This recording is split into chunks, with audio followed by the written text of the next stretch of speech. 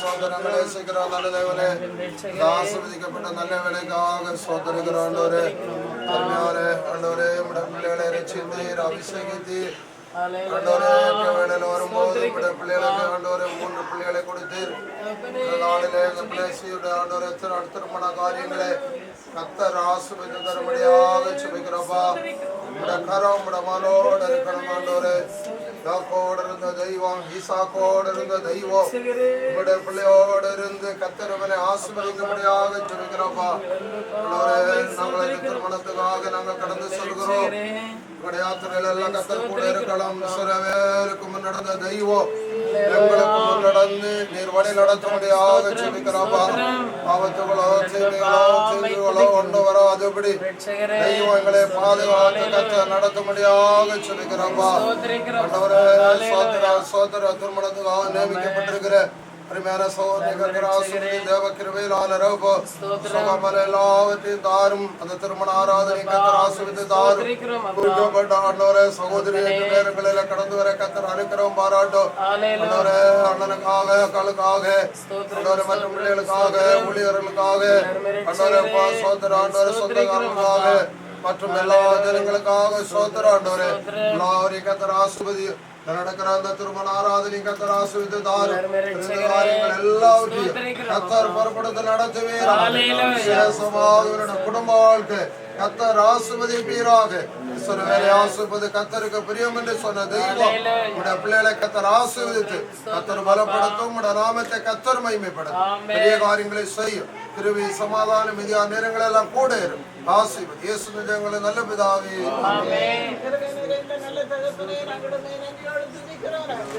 நேரங்களுக்கு செய்த எல்லா நன்மைகளுக்காக நாங்கள்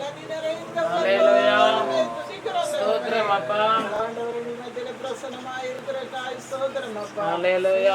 பிரசன்னமாயிருக்கிற காய் ஸ்தோத்திரம் திருமணத்துக்காய் கடந்து செல்கிற அருமையான பிள்ளைகளை ஆண்டுடைய கரங்கள்ல நாங்கள் சமர்ப்பித்து ஜெபிக்கிறோம்ப்பா. 2 பிள்ளைகளை கரங்களை ஆசீர்வதி அப்பா. 2 பிள்ளைகளை கரங்களை ஆசீர்வதி அப்பா. நாங்கள் ஆசீர்வதித்து ஜெபிக்கிறோம். ஆபிரகாம் ஈசாக்கு யாக்கோபுவோடு அழைத்து ஆசீர்வதித்த தெய்வம் நாங்களை ஆசீர்வதிப்பேன், ஆசீர்வாதமாய் இருப்பாய் என்று சொன்னாங்களே. நாங்கள் ஜெபிக்கிறோம். பலத்த கரத்தினாலும் அவருடைய குடும்ப வாழ்க்கையை கட்டி எழுப்பும்படி நாங்கள் ஜெபிக்கிறோம். காரியங்கள் எல்லாவற்றினுடைய கரம் கூட ஆளுகையில கர்த்தருடைய ஆளுகை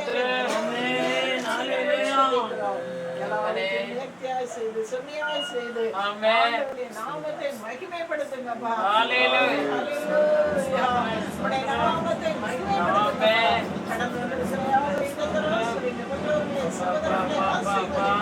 எல்லாரும்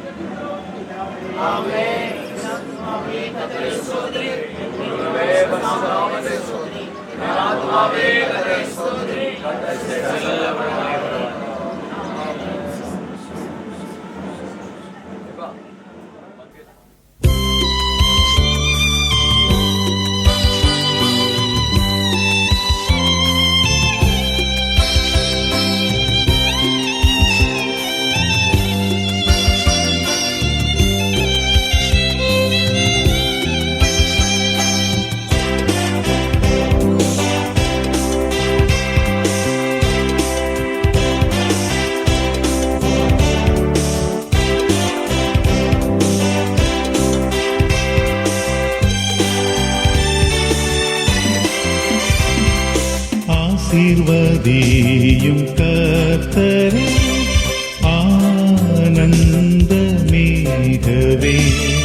நேசாவுதியும் சுத்தரே நீத்தம் மகிழவே வீசிரோவான ஜோதி கதிரிங்கே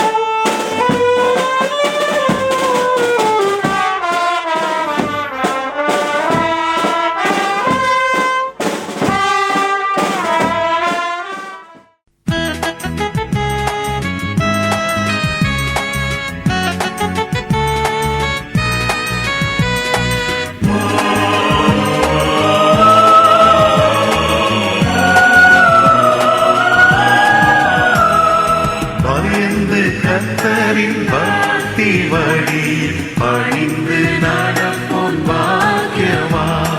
பயந்து கர்த்தரின் பக்தி வழி பணிந்து நடப்போம் பாக்கியமா. முயன்று உழைத்தே பலனை உண்பான், முயன்று உழைத்தே பலனை உண்பான். முடிவில் பாக்கியம் மேன்மை காண்பான். முடிவில் பாக்கியம் மேன்மை காண்பான். பயந்து கர்த்தரின்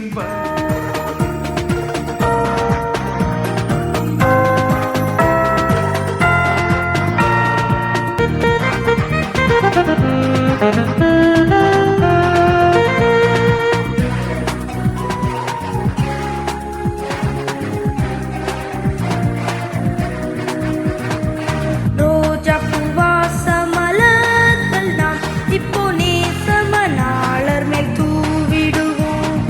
ரோஜா பூவாச மலர்கள் நாம் இப்போ நேசமனாளர் மேல் தூவிடுவோம்.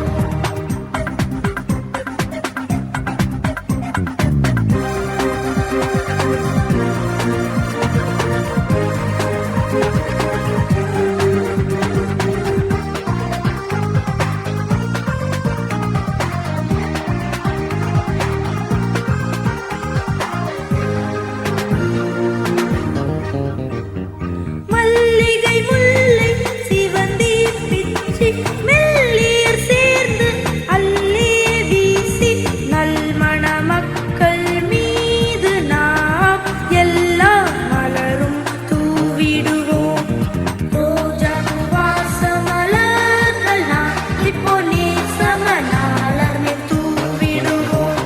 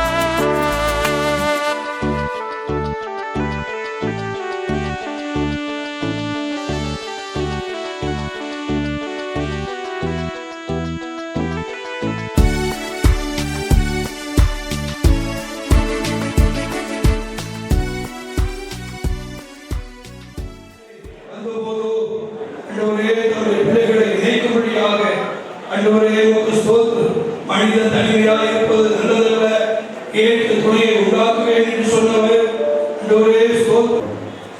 இரண்டாம் அதிகாரம் 18 முதல் 24 முடிய இரண்டாவது வேத பகுதி பாஸ்டர் செல்வின் அவர்கள் எபேசியர் புஸ்தகம் 5ஆம் அதிகாரம் 22 முதல் 33 முடிய.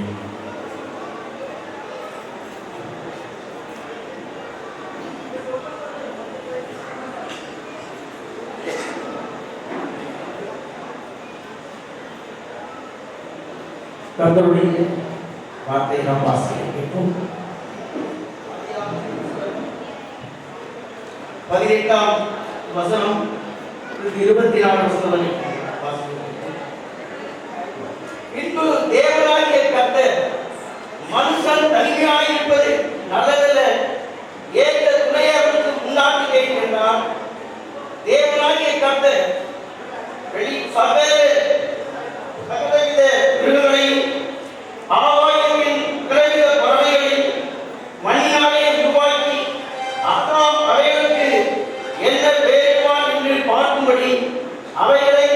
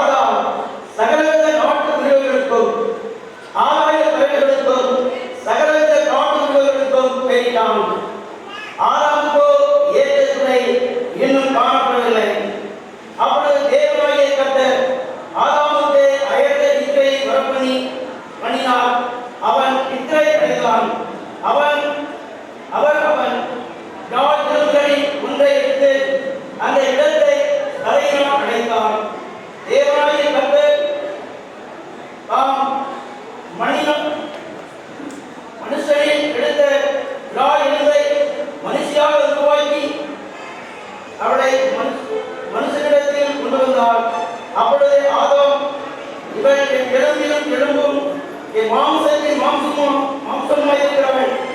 இவள் மனுஷரில் எழுதப்பட்டவள், மனுஷி எனப்படுவாள் என்றான்.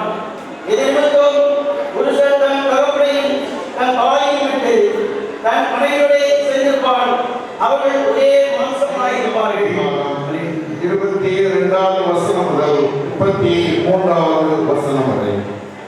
மனைவிகளே, கர்த்தருக்கு கீழ்ப்படிகிறது போல உங்கள் சொந்த புருஷருக்கும் கீழ்ப்படியுங்கள். கிறிஸ்து சபைக்கு தலையாய் இருக்கிறது போல புருஷனும் மனைவிக்கு தலையாய் இருக்கிறான். அவரே சரீரத்துக்கும் இரட்சகராய் இருக்கிறார். ஆகையால் சபையானது கிறிஸ்துவுக்கு கீழ்ப்படுகிறது போல மனைவிகளும் தங்கள் சொந்த புருஷர்களுக்கு எந்த காரியத்திலேயும் கீழ்ப்படிந்திருக்க வேண்டும். புருஷர்களே, உங்கள் மனைவிகளில் அன்பு கூறுங்கள். அப்படியே கிறிஸ்துவும் சபையில் அன்பு கூர்ந்து தாம் அதை திருவசனத்தை கொண்டு தண்ணீர் முழுக்கினால் சுத்திகரித்து பரிசுத்தமாக்குகிறதற்கும் கடையத்திலே முதலானவைகள் ஒன்றும் இல்லாமல் பரிசுத்தமும் பிழையற்றதுமான மகிமையுள்ள சபையாக அதை தமக்கு முன் நிறுத்திக் கொள்ளுவதற்கும் தம்மைத்தாமே அதற்காக ஒப்பு கொடுத்தார். அப்படியே புருஷர்களும் தங்கள் மனைவிகளை தங்கள் சொந்த சரீரங்களாக பாவித்து அவர்களில் அன்பு கூற வேண்டும். தன் மனைவியில் அன்பு கூறுகிறவன் தன்னில் தான் அன்பு கூறுகிறான். தன் சொந்த மாம்சத்தை பகைத்தவன் ஒருவனும் இல்லையே. கர்த்தர் சபையை போஷித்து காப்பாற்றுகிறது போல ஒவ்வொருவரும் தன் மாம்சத்தை போஷித்து காப்பாற்றுகிறான். நாம் அவருடைய சரீரத்தின் அவயங்களாயும் அவருடைய மாம்சத்துக்கும் அவருடைய எலும்புகளுக்கும் உரியவர்களாயும் இருக்கிறோம். இது நிமித்தம் மனுஷன் தன் தகப்பனையும் தன் தாயையும் விட்டு தன் மனைவியுடன் இசைந்து இருவரும் ஒரே மாமிசமாய் இருப்பார்கள். இந்த ரகசியம் பெரியது. நான் கிறிஸ்துவை பற்றியும் சபையை பற்றியும் சொல்கிறேன். எப்படியும் உங்களிலும் அவன் தன்னிடத்தில் அன்பு கூறுவது போல தன் மனைவியினிடத்திலும் அன்பு கூற கடவன்.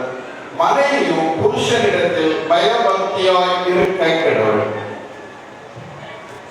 மனவாழ்வு புவி வாழ்வினில் வாழ்வு மங்கள வாழ்வு வாழ்வு வாழ்வு மனவாழ்வு புவி வாழ்வினில் வாழ்வு மறுவிய சோதனை சுகமாறு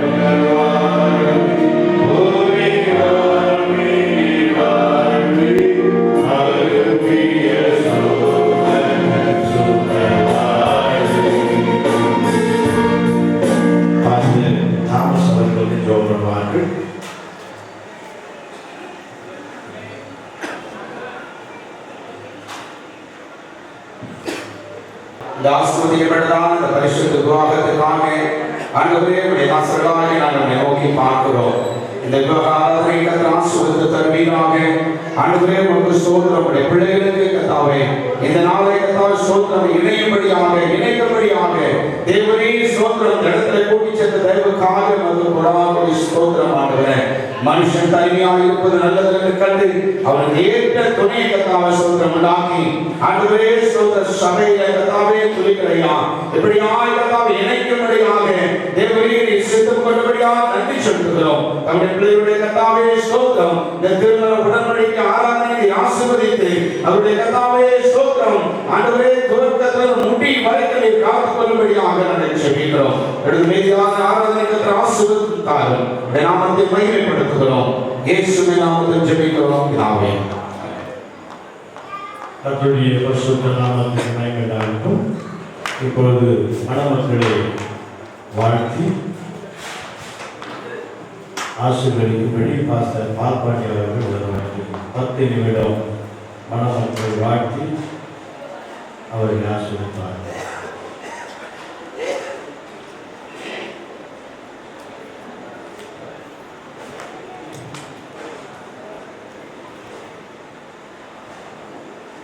ஆண்டவராகிய இயேசு கிறிஸ்துவின் நாமம் மகிமைப்படுவதாக. சகோதரன் கிறிஸ்டி, சகோதரி குளோரி பிஸ்கா இவருடைய திருமண ஆராதனை வந்திருக்கிறதான கர்த்தருடைய நிலை பெற்ற ஊழியர்களையும் 7 வீட்டாரையும் சபை விசுவாசிகளையும் ஆண்டவரே இயேசு கிறிஸ்து நாமத்திலே வாழ்த்தி வரவேற்கிறோம். கர்த்தர் அவர்களை ஆசீர்வதிப்பாராக. எல்லாருக்கும் தெரிந்ததுதான், மனிதன் தனிமையாக இருப்பது நல்லதல்ல என்று அவனுக்கு ஏற்ற துணையை உண்டாக்குவோமாக என்று ஆண்டவர் நினைத்தார். உடனே அவனை அயர்ந்த நித்திரைக்கு கொண்டு போனார். அவன் நித்திரை பண்ணி கொண்டிருக்கும் போது அவனுடைய விலா எலும்பை எடுத்து அதை தசையினால் மூடி ஆதாமுக்கு முன்பாக நிறுத்தினான். ஆதாம் கண் விழித்தவுடனே அவன் சொன்னான், இவள் என் எலும்பிலிருந்து எடுக்கப்பட்டவள், என் எலும்பும் என் மாம்சமாய் இருக்கிறாள் என்று சொன்னான். இது ஆதாமை உருவாக்கும் போது ஏவாளை உருவாக்கும் போது ஆதாமுக்கு தெரியாது எந்த நித்திரையா இருந்தான். ஆனா நித்திரை கிடைத்த உடனே தனக்கு முன்னே ஒரு ஸ்திரீ இருக்கிறார், இவள் என் எலும்பிலிருந்து எடுக்கப்பட்டவள் என்ற சரியான வெளிப்பாடு அவனுக்கு கிடைக்கிறது. ஆண்டவர் நாம் மையப்படுவதாக. இங்கே வந்திருக்கிறதான சகோதரர் பிளஸ் குளோரி கிருஷ்ணா, நீங்கள் அறிந்து கொள்ள வேண்டியது, நீங்கள் ஒருவரை ஒருவர் அறிந்து கொள்ள வேண்டும். நீங்கள் யார் என்பதை ஒருவரை ஒருவர் அறிந்து கொள்ள வேண்டும். எப்படி ஆதாம் ஏவாளை தனக்குள் இருக்கிற அந்த பரிசுத்த ஆவியினாலே, தேவ ஆவியினாலே அவன் அவளை அறிந்திருந்தானோ, அதே மாதிரி என்ன செய்யணும்? ஒருவர் நீ அறிந்து, நீ யார் என்பதை அறிந்திருக்க வேண்டும். எப்படி அறிய வேண்டும்? மனுஷனை கேட்கக்கூடாது. என் மனைவி எப்படி, என் புருஷன் எப்படி அப்படி கேட்டீங்கன்னா குழப்பம் வந்துடும். மனுஷனுக்கு குழப்பம் உண்டாக்கிடுவான். எனக்கு ஒரு பழைய கதை ஞாபகம் வருது, சீக்கிரமா முடித்து நான் சொல்லி முடிக்கிறேன். சொல்கிறான், ஒரு கணவன் மனைவி இருந்தார்களாம், மிகுந்த அன்பா இருந்தார். அவரை யாரும் பிடிக்க முடியாது, ரொம்ப அன்பா இருக்காங்க. இது சாதாரண பிடிக்காது. இவங்க எப்படியாவது என்ன செஞ்சணும், 2 பேரும் பிரிச்சிடணும் அப்படின்னு ஆசைப்பட்டான். ஆசைப்பட்டு மனுஷனோட போனான். ஒரு மனுஷனுக்குள்ள ஆலோசனை கொடுத்தான். ஒரு மனுஷன் செஞ்சான், தனி அவரல்ல புருஷனை கூப்பிட்டு, உன் மனைவி பற்றி உனக்கு தெரியுமா, உன் போற துறைகளை எப்படி இருக்க தெரியுமான்னு கேட்டான். எனக்கு தெரியாது சொன்னான். அவன் சொன்னான், உன் மனைவி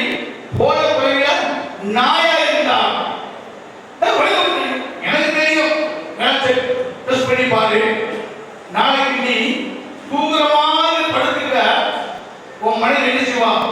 உன் காலை வந்து நக்குவா பாரு. புரியா தெரியுமே அப்படின்னு போயிட்டான். மனைவி கூப்பிட்டான், உன் புருஷனுக்கு என்ன தெரியுமா? அவர் சொன்னார், தெரியாது. அவன் போன பையில உப்பு வியாபாரி, உப்பு அது தெரியும். டெஸ்ட் பண்ணி பாரு, நாளைக்கு அவன் நல்லா தூங்கிருப்பான், தூங்கும்போது காலை வைக்க பாரு, அப்ப தெரியும் உப்பு வைக்கிறது பாரு, உப்பு வியாபாரி.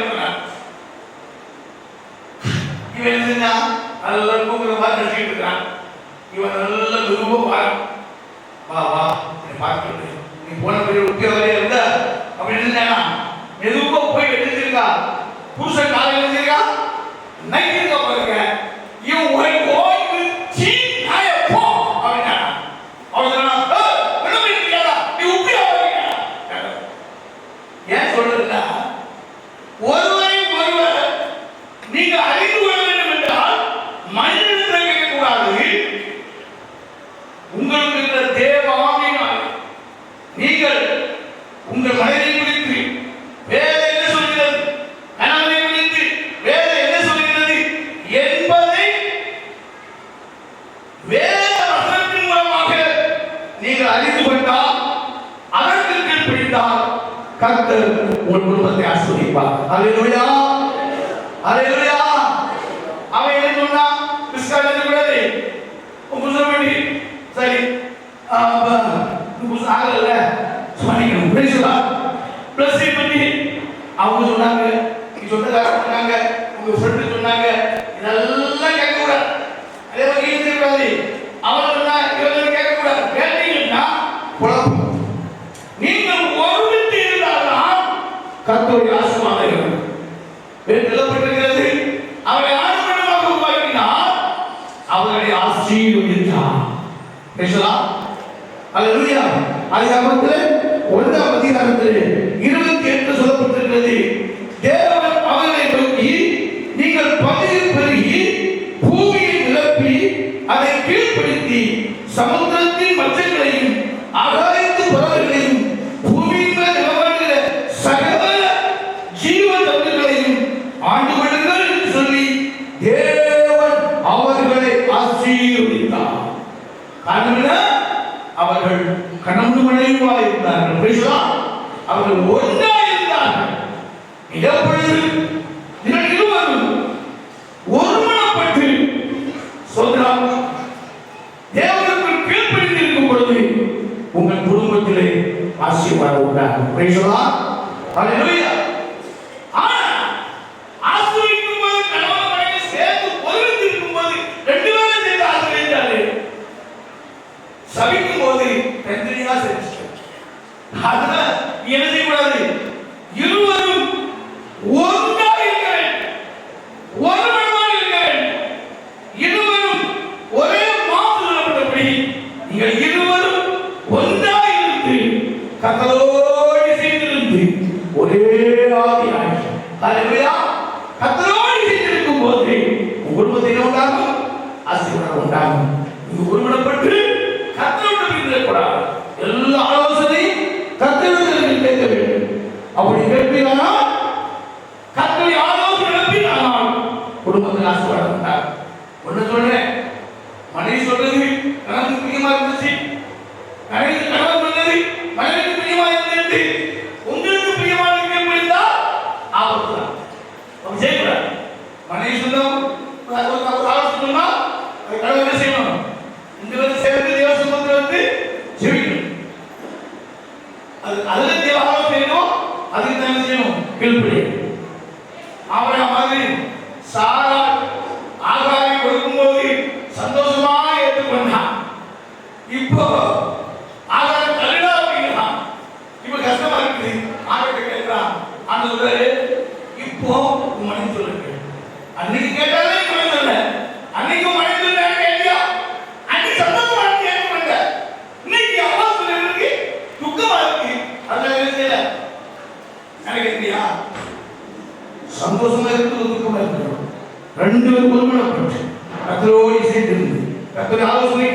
இருந்தார். கர்த்தர் உங்களை ஆசீர்வதிப்பார். நீ அப்படி இருக்க வேண்டும் என்பதுதான் என்னுடைய ஆசை. கர்த்தர் உங்களை சீயோனிலிருந்து ஆசீர்வதிப்பாராக. நீங்க ஜீவனாலாம் இயேசுவின் வாழ்வை காண்பீர்கள். ஆமென். எல்லாரும் ஜெபம் கர்த்தர் வார்த்தையின்படி இந்த மக்களை ஆசீர்வதிக்க முடியும். பாஸ்டர் லிவிங்ஸ்டன் அவர்கள் ஜெபம் பண்ணுவார்.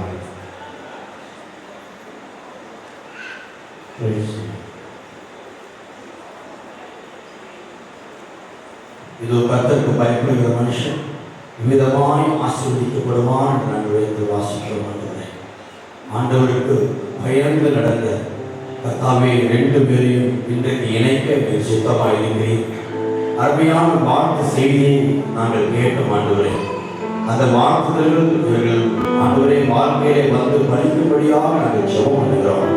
உபாகமம் 28ஆம் அதிகாரத்திலே ஆண்டவரே முதல் அந்த 14 வசனத்துடன் அனைத்து ஆசீர்வாதங்கள் அருமையான பிள்ளைகள் மேல் வந்து இறங்கி வரும்படி நாங்கள் ஜெபம் பண்ணுகிறோம். கடந்து நடக்கிற மங்களகரமான இந்த வைபவங்களை ஆசீர்வதித்தார் முடியவர்கள் பிரசன்னங்களுக்கு வழிநடத்துமாறு வேண்டிக் கொள்கிறோம். ஆசீர்வதி இயேசு கிறிஸ்துவின் நாமத்தில் ஜெபிக்கிறோம் பிதாவே. கர்த்தருடைய பரிசுத்த நாமத்துக்கு மகிமையாகட்டும். இந்த பரிசுத்த விவாதத்தின் முக்கிய பதில் வந்திருக்கிறோம். நாம் எல்லாரும் கிடைத்து நின்றோமாகவே கொஞ்ச நேரம் தேவனை ஆராதித்து மையப்படுத்தி பரிசுத்த விவாதத்துக்குள்ளே கடந்து போகும் முன்பதாக தேவனை கொஞ்ச நேரம் உயர்த்தி கனப்படுத்தி நாம் அவரை ஆராதிப்போம். இந்த ஆராதனை பாஸ்டர் தாஸ் அவர்கள் ஒரு 10 நிமிடம் நடத்துவார்கள். எல்லாருக்கும் வாயிலை திறந்து உன்னதமான தேவனை துதித்து ஆராதித்து கொஞ்ச நேரம் கனப்படுத்தி இந்த பரிசுத்த விவாதத்தை கத்த நாசப்படுத்த எல்லாரும் சோதனைப்படுத்தி தேவனை ஆராதிப்போம்.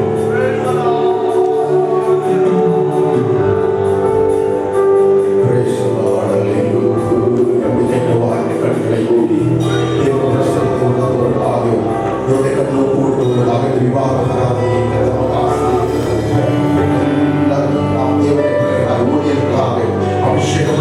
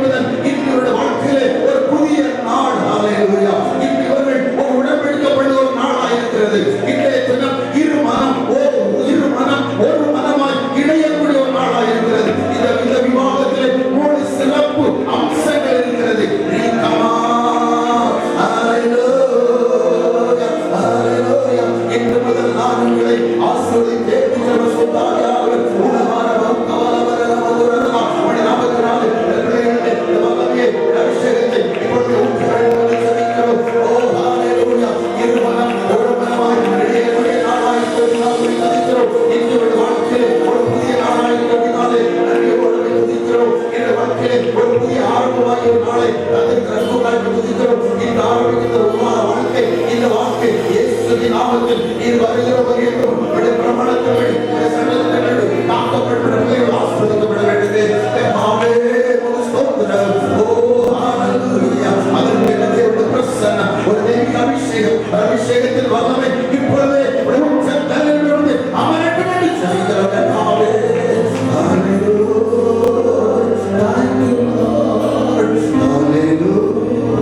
Hallelujah.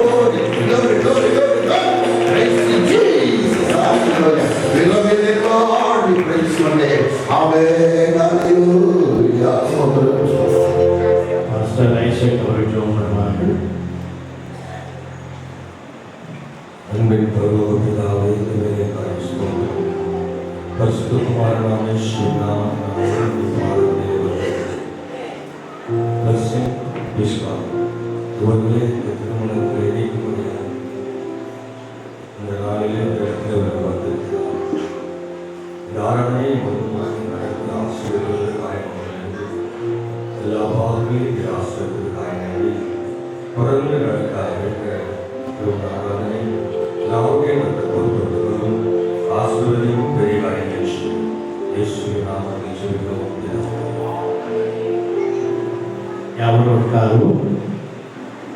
கர்த்தருடைய பரிசுத்த நாமத்துக்கு மகிமைக்காகட்டும்.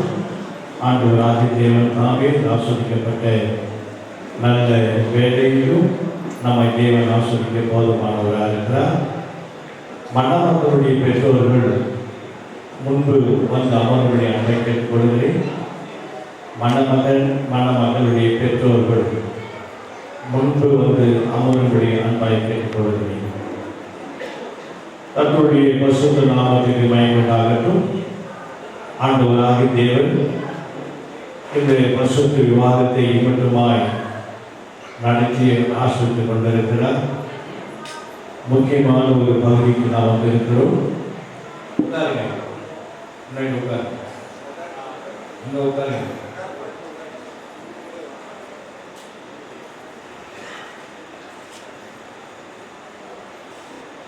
ஆண்டவராகிய தேவன் மணமக்களுக்கு தேவையான அங்கிருக்க தேவனுக்கு தேவையான ஆலோசனை கொடுத்து என் திருமணத்தை நடத்தி வைப்பார்கள். தங்களின் ஆசன் அவர்கள். நாம் யாவரும் ஜெபத்தோடு இருப்போம்.